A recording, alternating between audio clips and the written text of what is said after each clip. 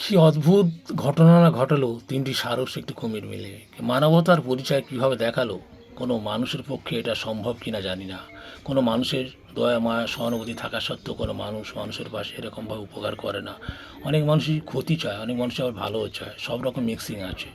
কিন্তু একটা ভালোবাসার নিদর্শন রাখলো তিনটি সারস আর তিনটি সারস একটি কুমিরের প্রতি।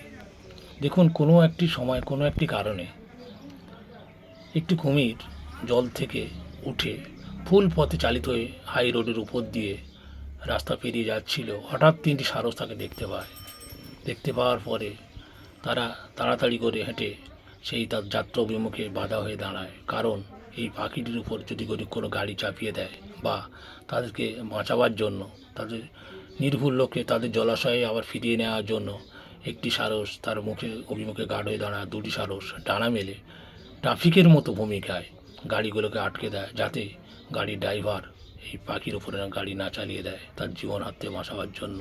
কী নিদারুণ ঘটনা ঘটালো, সারা ওয়ার্ল্ডে নেটিজেনদের মধ্যে আলোড়ন সৃষ্টি করলো। শুধু তাই নয়, এই ঘটনাটা কতটা মানসিকতা, কত মানবতার পরিচয় দিল যে সমস্ত পাখিদের মধ্যে কম বেশি যে হিউম্যানিটি বা মনুষ্যত্ব আছে বা মানসিকতা আছে, সেটাই প্রিন্ট মিডিয়া হাইলাইট করে দিল বা সমস্ত মিডিয়াতে এটা তার সম্প্রচার করা হলো।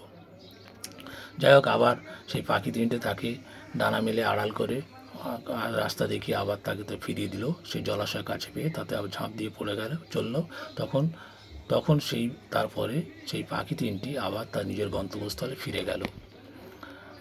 এটা একটা দারুণ নিদর্শন ঘটনার সৃষ্টি করলো। সত্যি মনে রাখার মতো, চমকে দেওয়ার মতো। আমরা এই নিদর্শন থেকে আমাদের অনেক শিক্ষার বা জানার বোঝার আছে। এই পাখিগুলো সাধারণত জলাশয় বা জলভূমিতে বিচরণ করতে ভালোবাসে।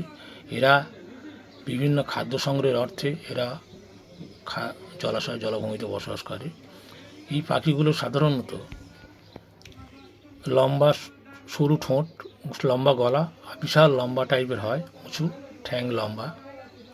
যাই হোক, এদের ঠোঁটটাও খয়েরি কালার এবং পিছনের পালকগুলো কালো খয়েরি মিক্সিং হয়, আর পিঠটা গলা থেকে পিঠ পর্যন্ত সাদা রঙের হয়।